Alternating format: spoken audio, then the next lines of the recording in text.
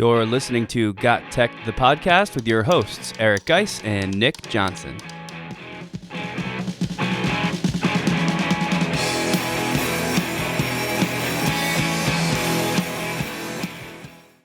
Welcome back to GotTechED the Podcast. This is episode 103 called 10 EdTech Swiss Army Knife Tools. In this episode, Guise and I will discuss 11 Swiss Army Knife style EdTech tools that are a one-stop shop of amazing learning opportunities. We'll also discuss some of our go-to EdTech tools for 2022. This is another episode you don't want to miss. Check it out.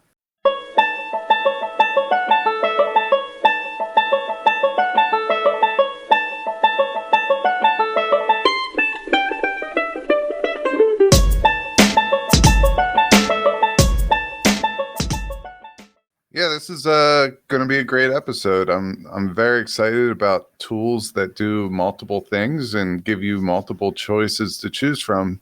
So that's the whole gist behind this Swiss Army knife. So we know that a Swiss Army knife really it's like MacGyver's tool of choice, You can do anything with this thing. So a lot of the tools that we talk about today in segment 2 will be just that, tools that do a lot of things. And we want to definitely share those. But before we get into that, Nick, how's your week been going? My week has been, I guess, good. I guess so. Interesting, if nothing else. We're doing some remote teaching again because as we are recording this in mid-January of 2022, we're knee-deep in another COVID wave. So the students are learning from home. So we are in the building teaching via Zoom. And it's just not a great situation. I mean, we make it work and everybody is professional and we've done this a lot over the past couple of years. So it's happening, but of course it's not the ideal situation. So it's just kind of a strange time, but I'm doing good. I'm hanging in there and, it's exciting for me to get on here and do something that at least feels normal, like record another podcast episode. What about you? Anything new and interesting happening since our last recording? We had a little bit of snow, I think, since our last recording, and I had the 2, 4, and 6-year-old out sledding for the first time. I think it might even be my 6-year-old's first time, like, where he remembers it. I asked him if he remembered it the last time we went, and he said, nah. And he had no clue what sledding was, and we did it. And, of course, that's all we want to do now. And the snow's melted already. And so, the other day we went down there, tried to take the sled down the hill without the snow. It's frozen ground. I thought, maybe it would work. And, it did for a little bit. And then 3 or 4 times down, then we weren't going anywhere. But it's all good. They enjoyed it. I'm enjoying being here podcasting with you. And another thing that's kind of cool is we released another blog post. So I just wanted to take the time to share about it. It's been exactly a year since I did my solo episode on building my EdTech toolkit. And I decided I wanted to reflect on that and reflect on the year and see how it changed. And it has changed. The needs of my students have changed. The content in which I'm teaching has changed. So to better serve my students, I needed to make sure that I, put a couple of my EdTech tools on the back burner and also let a couple new EdTech tools shine front. Now, I will preface this by saying that I am a firm believer in using minimal tools in a classroom and multi-using them for different purposes. So I do like slides. I could use slides for almost anything that I really need to do. But then, I might use some things that I use as a teacher that's going to enhance those slides, or I have the students choose from, 3 or 4 different tools that we'll use often.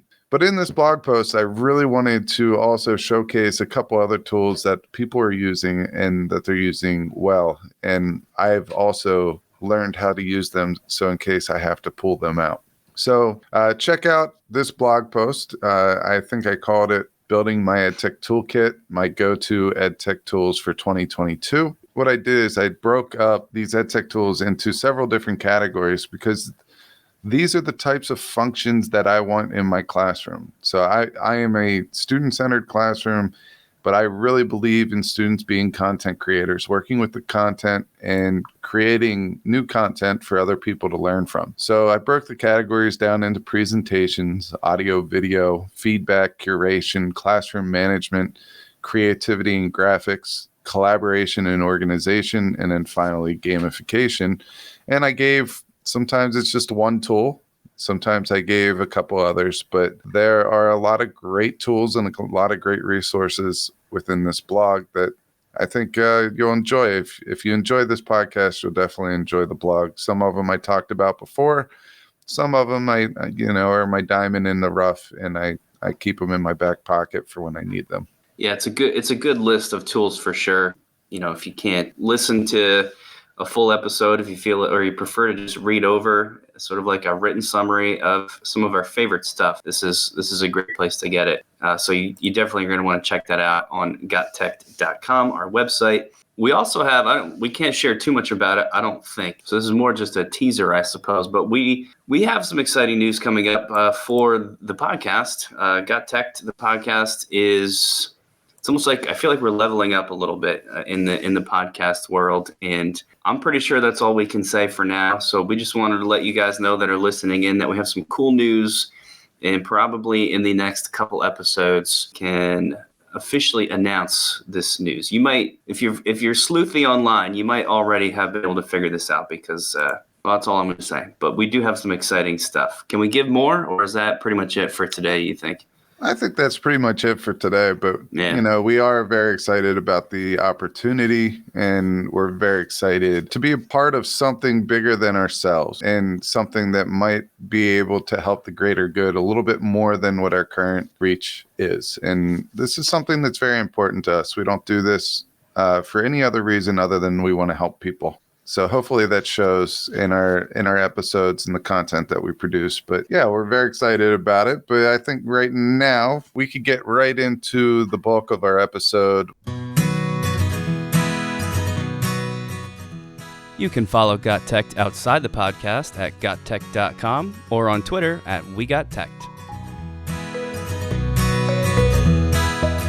All these EdTech tools that we're going to share that serve as Swiss Army knife tools. So basically, to qualify for this, it has to do more than just a couple things. There has to be a lot of functionality within each one of these tools. I'm going to go ahead and start this off, and I'm going to live in the world of PDFs.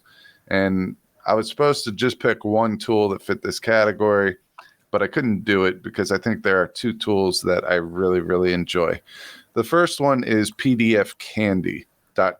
So if you go over to PDFcandy.com, pretty much anything you want to do to a PDF, you could do here. You can compress it, merge it.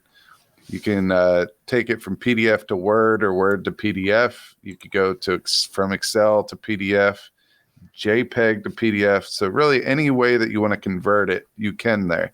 You could also rotate PDFs. Sometimes when I scan in my PDFs, they're turned 90 degrees. And it's super annoying, and maybe I want to rotate them back. I could do that. You could lock and protect your PDFs with PDFcandy. Just a lot of things that you could do here. You could add page numbers. You can extract images from PDFs, extract texts, add a header, footer, those types of things for PDFcandy. So there's a lot of really awesome tools within PDFcandy. That's what makes it the Swiss Army knife. And then the other one I brought in because surprisingly, I don't see anywhere on PDFcandy where you can actually edit. I do now see where you can edit the PDF. It's hidden a little bit. You could also split it. Those were two that were tucked in. But I'm going to tell you this next one, I really like it because it allows me to fill out PDFs online. And the reason why I like it is I just had to fill out a bunch of paperwork for my one son. He's going to have a guest come into the classroom, observe him a little bit, and I needed to fill out, it was like 15 pages of PDF documents to allow this to happen with everything that's going on out there in the world today. So what I did is I drug all those PDFs over. It was one big file, put it in there, and I started typing away. And it's awesome. This is called PDF Escape, and you can find that at pdfescape.com. But there you could just drag and drop your PDFs in there. and it will allow you to edit the PDF, and it will also allow you to fill it out right online, and then you download it, and it's right there for you to go. So you can annotate the PDF documents, you could fill them out, and you can edit them, and it's just going to create a new PDF for you to send back to wherever you need to. So my two tools, PDF Candy, PDF Escape, those are both quality Swiss Army knife tools for PDF. Yeah, a lot of people I've noticed don't know that you can even do any of this stuff and make a PDF your own. You can do it. You know, for a long time you needed the correct software to do that, but these days there's lots of ways that you can make them your own and do all kinds of stuff. And both of these are good Swiss Army knife tools because they kind of bring all that together into one spot. So good picks there. And I hope my next one is equally as good. Has nothing to do with PDFs. This is more on the, I don't know, maybe like fun gamification while still learning type side. It's called Fun Brain, and that is going to be found at funbrain.com. Funbrain.com is what's like an online resource, a repository of tons of different stuff. And that's why I thought it was a good Swiss Army knife tool. It's got games, it's got videos, it's got online books, it's got something else that they call a playground that I'll get into in a second. They also have specifically a math zone, but pretty much it's a bunch of web-based activities within those different categories that you can send students to learn and ideally have fun while they're doing it, right? Because it's all very game-based. It is pre-K through 8th grade, so it's not for the secondary level, but you can find a lot of good stuff for the younger grades on here. Just some of the stuff that you're going to find. And when you go there, you'll see it's all grouped by grade level, which makes this really nice and easy to navigate. It's also just a super clean looking site to begin with. It's very easy to figure out. There's like no learning curve whatsoever. But in what they call, let's talk about this playground section. There's just things that the kids can click on and play or read or watch or do. Some of them for the very younger grades, I see a math baseball. So you're playing a baseball game and learning about math at the same time. There's one called Pig Pile. It's like a little farm animal-based game for all grade levels. Cake Monster, Frostbite, these are all games. There's books that the kids can read as well, including interactive videos. And then, like I said, a specific one that focuses on math, which is, straightforward but super great. I thought this fit just because of the extreme quantity of stuff they have. I haven't counted them, and they don't list an exact number anywhere that I can find, but it has to be thousands of different activities. And I like it especially just because of how easy it is to browse these, either by grade level or by type of thing. So if you're looking for a digital book to read, you can find that super easy. If you're looking for videos or games or whatever it might be, this is one you're going to want to check out. Even if maybe you're not a teacher or maybe you just have your own kids, I think this would be a cool spot to send them. So check out funbrain.com. Yeah, so while you were talking that whole time, I was playing math baseball, and I scored nine runs. So I think I'm on my way to being an all-star. So I'm pretty excited about that. But what's cool when you're playing these games, you can change if you find out that it's too easy for you, you could change the difficulty, and it will kick it up a grade. Or, make the problems a little bit harder. Nice. But I think FunBrain's great. I'm going to introduce this one to my 6-year-old because I think he would dig this baseball game. He's bringing home a lot of different sports books. Every week it's a new sport. And last week he brought in a book on ballet. And I didn't know that he brought this book home. And all of a sudden I see him, like the top half of him in the kitchen trying all these ballet moves. And I thought it was really cool. And I don't know why, but that was a tangent because it has nothing to do with Swiss Army knife tools. But it just made me think of him. So there you go. That's good to know. There's a story about Bo for you. We'll go into our next one. It's book widgets. Book widgets is one that I actually found on Twitter after just talking with some interactions that happened because of the blog post that we released. There's a connection that I made. Her name is Cheryl Place. She works for, she's a former teacher and she works now for Book Widgets. But it's a lot of interactive learning things in here. So you could start this for free. You go in, you enter your information, all that good stuff. But once you get in here, there's a lot of things that you can do. And you could separate it for an elementary school teacher, and it will just give you resources based on elementary school or secondary or whatever it may be. But there's a lot of things you could do with book widgets. You can make crossword puzzles that are specific to your content. You can split a worksheet. You can do an active plot. There's so many more things here. You could do exit slips. They have quizzes. They have web quests. They have worksheets, crosswords, jigsaw puzzle, mind maps, randomness, word searches. Just going through. They have some 3D things that they do here. You can make timelines, flashcards, whiteboard, bingo card, hangman, memory game. So as you can see, these are a lot of tools that students like, or a lot of gamification things that students like to use. So that in itself is cool. And then, how easy it is to customize each one of these based on your content is, something that is very appealing to the teacher. It's just super easy to use, push out, and get feedback from your students.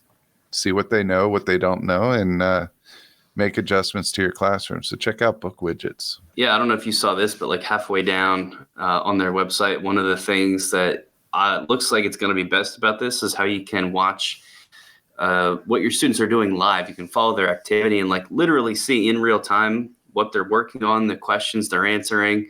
They have a little like an item analysis. So as they're answering questions, it'll sort of flag in, the typical red, green, or orange colors what students are struggling with and what they're not. So you can then check in with those individuals or, of course, address the entire class. So this type of data is really great. And it's something I always look for with tools like this, because you want a way to see this information, and you want the activities that your students are doing to be actionable almost, so you can make use of their work to move them forward. And it looks like Book Widgets makes that really easy. So that's going to be an important part of that tool. And it looks awesome too. So I'll get into my next one then. It's called, my brain wants to pronounce this GeoGebra. I don't know why. I think I'm just looking at the end and it wants to make it sound like zebra, although I'm sure it's a combination of geometry and algebra. So it's probably GeoGebra? Yeah, GeoGebra. That's most likely how you say it. So I apologize, GeoGebra, if we're doing this one wrong, but we love your site. So I hope that's good enough for you. It's a place you can come, a website you can come to at geogebra.org, by the way. And it's just like a bunch of math tools, online math tools. And I thought it was a good Swiss Army knife style tool just because of how many different things it has. So it seems like one of their main things are online calculators, online digital calculators, but in all sorts of different types that the students can use for online testing scenarios. So they've got a graphing calculator, they have a scientific calculator, they have a specifically geometry calculator. This would not be a calculator necessarily, but they have graphing tools. So you can work on different types of graphing activities here as well. They have an entire calculator suite, they call it. So you can see what's there, including a 3D one, which is pretty awesome. So that's what a lot of their stuff is going to be focused around, are these calculators. Besides that, they also have lots of just sort of pre-made math activities and tutorials. So, if you want to teach your students how to, learn to use a graphing calculator, they have a tutorial built in that's just for that. And you can click it and use it and have them sort of log in and join and go through this, along with, as I've said before, just a bunch of activities that are like ready to go. This includes remote learning templates. I'm sure math is one of the harder things to do in a remote classroom setting, because you can't really do that thing where you walk over and see what your students are working on. But this is a way that you can sort of use some of their templates to get as close to that as possible. Everything is grouped by topic. So if you're teaching functions, you can go to the little functions subpage and see what activities and books and tutorials are available there. If you're teaching geometry or arithmetic or algebra or trig or whatever it is, I'm in the trigonometry section right now, and they've got, a parallelograms tutorial. They have a area of triangles online book tutorial, and I could keep reading, but pretty much any math related topic you want. GeoGebra.org is going to have some materials for you. Oddly enough, they also have, and this was sort of like when you're digging through that Swiss Army knife and there's a secret little tool that you didn't even know was in there. They have a collaborative whiteboard space as well. So if you're using it and your kids are at this website already, maybe for one of the calculators, you can give them a class code. And then with that class code, they can join this whiteboard space so you can work with your students on essentially the same piece of digital paper. So I think that's cool. I love collaborative whiteboard spaces, and this looks like another good one. So check it out, geogebra.org. Math teachers, that one's for you. Yeah, I'm in here looking at the 3D calculator because that's what caught my eye. And I'm drawing points on a plane, and then I'm making 3D images out of those points and how they intersect and things like that. So, yeah, this is definitely a pretty good one. Why don't you hop into your next one while I finish up my 3D model here? Yeah, sure. You finish up as I explain what I think is probably. This might be my tool of the show. I don't know. I haven't fully processed through which one of these I like best, but this is a great one. It is called ThinkTech, and the website is gothinkTech.com. We actually know the people over at ThinkTech. It's a great group. They're trying really hard, and they really believe in this tool and think that it has the power to change classrooms. And I have to agree with them. And it would be impossible to do a Swiss Army knife EdTech tool show without talking about ThinkTech, because that's literally what they are. They are trying to be the all-in-one place for everything really that you want to do in your classroom. I'm going to just go through some of the options here, some of the tools they have. So they've got them all grouped in these like clever little, like abbreviated saying. So they have a Think It tool, which allows you to visualize your student as they're sending in ideas and brainstorming. It puts it into that standard word cloud. So there's one thing you can do. Sort it by building flashcards that the students can use with terms and images, all editable by you. Check it.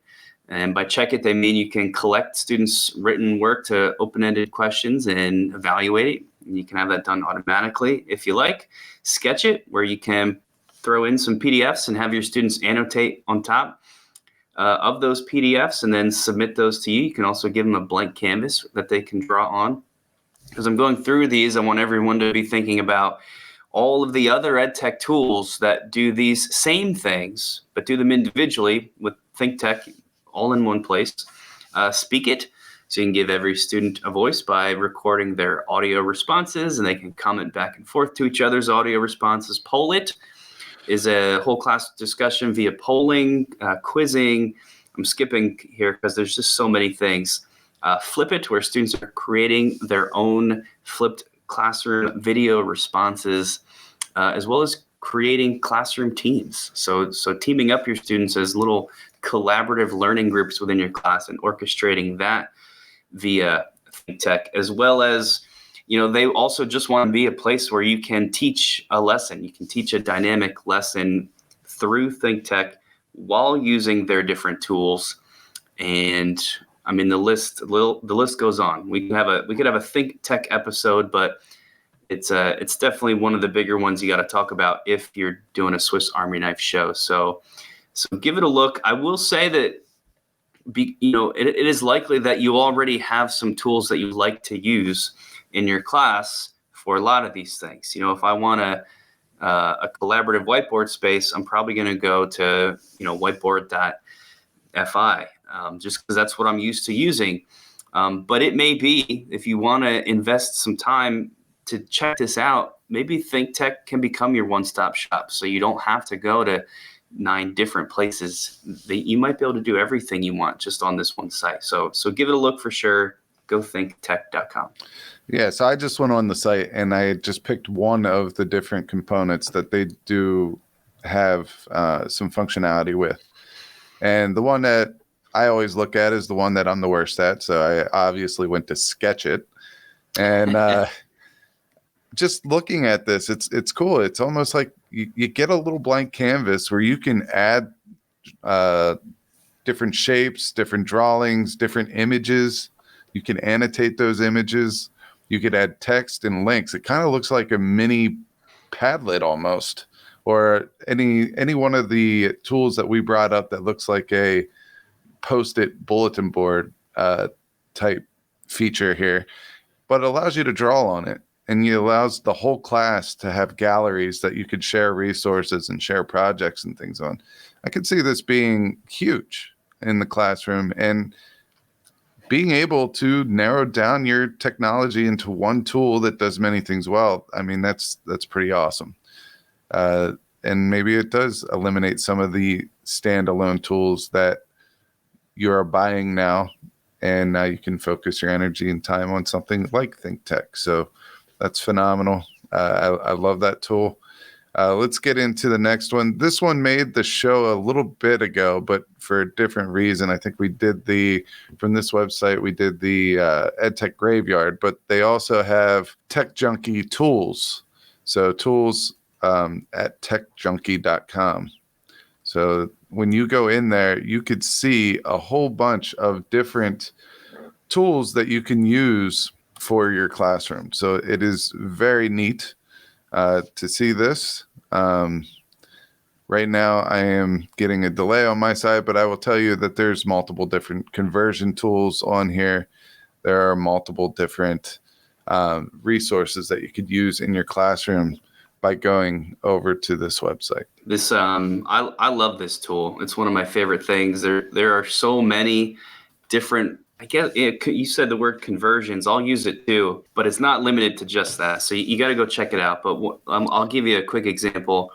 If you are having your students do some work, and maybe a lot of the times these days, if they're writing on a piece of paper or modeling something, I ask them to take a picture of it with their personal cell phone device and submit that to me somewhere. Well, one of the places that our students have to submit work does not accept the typical file format of an iPhone photograph. iPhone uses something called HEIC. I think it's a smaller file so you can save more photos. Well, they can't submit HEIC files to the tool that we use for submitting student work.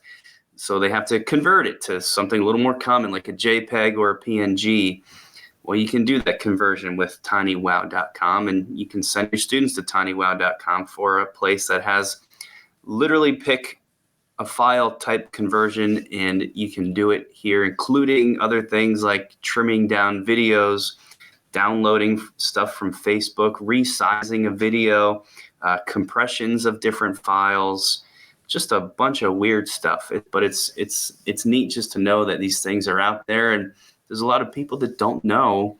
Just a regular person can do this type of stuff. You almost feel like you need to have some type of training or special software, and you don't. You just need tinywow.com. It's a good one for sure. So I was going to the old link of techjunkietools.com. Right. So it is tinywow.com, but I'll tell you the specific reason why I used it. I had an iPhone that I had all my pictures on because, we have kids at home that like to put things in the toilet. He threw my phone in there. I did not have everything backed up to the current date. I think I had 2 months worth of pictures and stuff that I lost, but luckily the pictures that I really like, or the videos that I really like, I put on Facebook for our family to check out, since our family is spread out all over the United States. So what I did is I went to TinyWow and I used their Facebook download tool, which allowed me to download all the videos that I uploaded to Facebook or Facebook Messenger. That's how I originally found this tool. But like Nick said, the hike photo to JPEG, it came in clutch too, because everything on the iPhone turns into a hike file, and when you put it into anything else, or if I send it to my wife who's on Android, it comes up blurry, even when she saves it. So this is a great way to get around that. Just check out tinywow.com. If you search tech junkie .tools, you'll get the TinyWow anyway. But awesome Swiss Army knife tool here. Yeah, I was excited to see that one on your list for today. And I was also excited to talk about this next one. It's called IXL. And I got to be honest, I've been getting emails from IXL for years now to my school teacher email.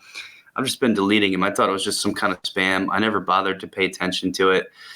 So sorry, IXL, for deleting all of your emails that have been coming in. I'm sure it's been full of great stuff because you guys have a great website. IXL.com is a gigantic hub for personalized learning curriculum and then ways to monitor your student work as well. Like a lot of these sites we've been listing today that have a ton of different things, it's all grouped by grade level. The reason I like this one is because it starts all the way down at pre-K, but then for me and all the other secondary teachers out there, you can take this all the way up to 12th grade. And within each grade level, they call them skills, right? But if you can imagine a skill being, basically a lesson or some kind of activity or something your students are going to do, you can click on that grade level. And then even within the grade level, they've got subject areas listed out. And you can go and see what these different skills are and click on them and use them ready to go. And it's great because there's just so many of these things. There's math, language arts, science, social studies, Spanish. They link all of this stuff to standards, which is really important for a lot of us as well. The Common Core standards are all connected to everything.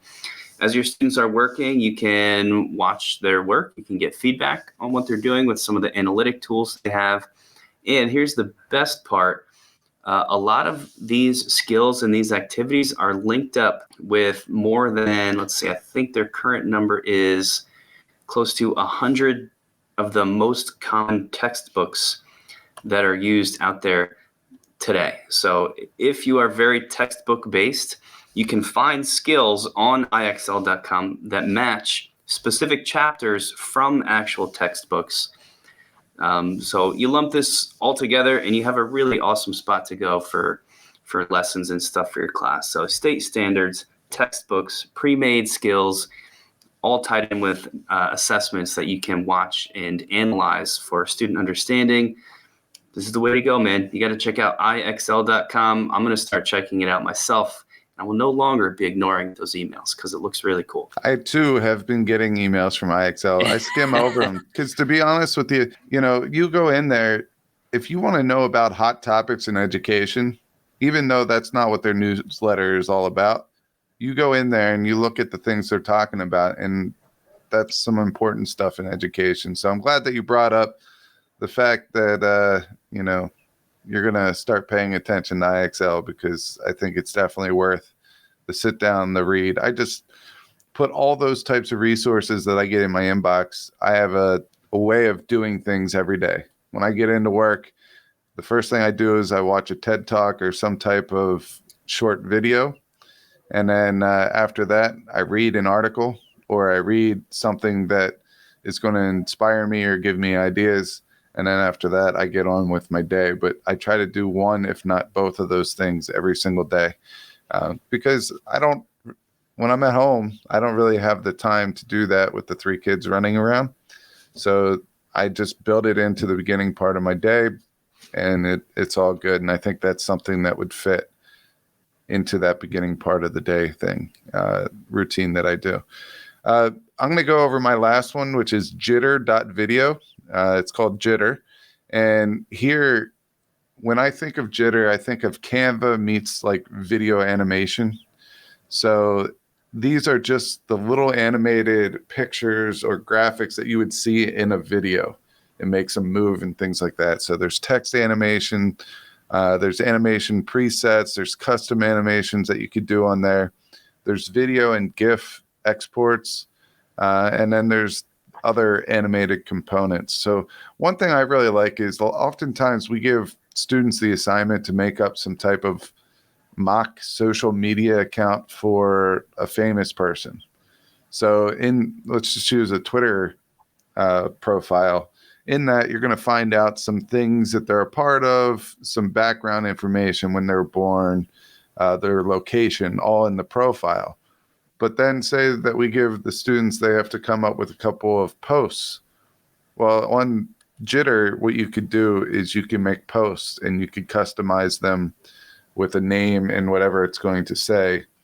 And you could put that into a video. So it's almost like giving them that same exercise of creating a social media account in Twitter or Instagram or something like that, finding out information about that person. But now we could do that in video form. So you could add those animations.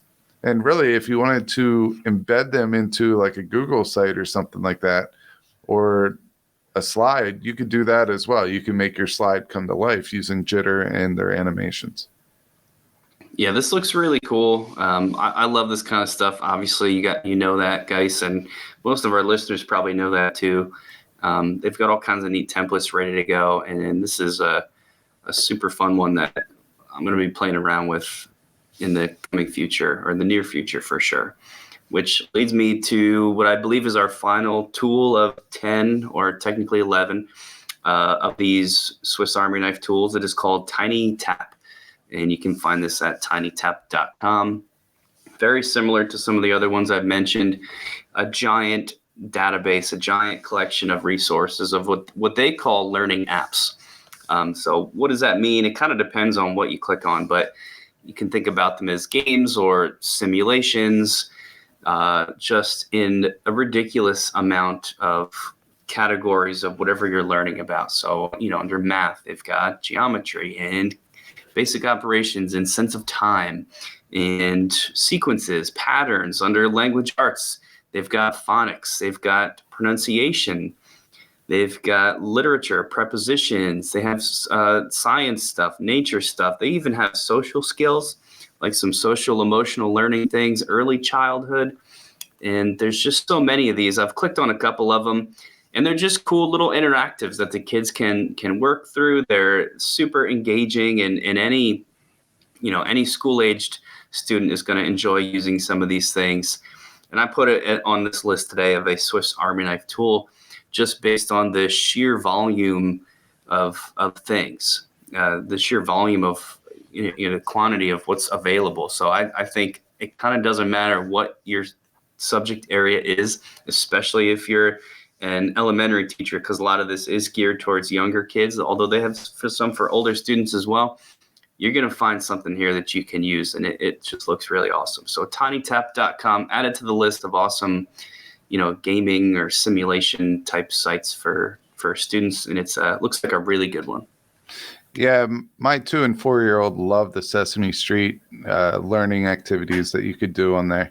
So we'll sit down every once in a while. Their screen time is very limited because that's the choice of, my wife and myself is to limit that. But, if we could sit down with them and that's going to help them learn their colors and things like that, I just think that's a great site, especially for the littles. So if you've listened to us this long, I just wanted to throw this out there. You've heard in the previous podcast that episodes, at least the recent ones, that Nick and I and another EdTech coach, Kyle Nemus, started a site called My EdTech Bundle. Well, I just want to let you know, if you go over to that site, you could get mini subscriptions to a lot of the popular tools for as little as free or just a couple bucks. And so typically you get a small amount of time free to try their premium product of their tool. And then after that, you have to pay. Well, going over to My EdTech Bundle allows you to get more time for a minimal fee. Some of them are free. Right now, if you go over there and you want to try out Pear Deck, Nearpod, or Flocabulary, you could get those 3 EdTech tools for free. Flocabulary for a month and Nearpod, Pear Deck for 3 months. You could try them for free. So I suggest that you go over and do that. And we have a lot of other tools there where you could start bundling these tools. You could get 3 tools for a low cost of $5, and it's going to give you an extended trial. And for a lot of us, we only have 4 months left after January. So you could pretty much almost get these tools for the rest of the year, try them out. And when you decide to like them, maybe that's something that you want to focus on, get your department head or someone to, get that tool for your department. So definitely go over to my EdTech bundle, check it out. These are all vetted by us 3 EdTech coaches. These are things that we believe in and that we believe that are very useful in the classroom. So I wanted to remind you of that.